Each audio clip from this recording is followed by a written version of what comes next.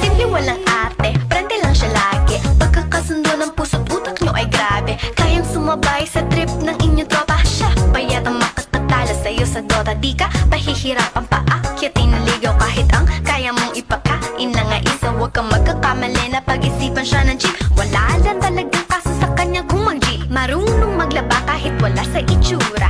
Di na niya rin kailangan pa pamustura. At kahit na kanino mo dali nagpakilala na GGV ang lahat sa galing niya makisama. Di na nakala, di na mumulis ng cellphone yan. Pero magloko ka lang, lagot at mapipektasan. Oo, magaling siya makipagbiruan. Pero ang puso mo'y hinding-hindi paglalaroan. Swerte mo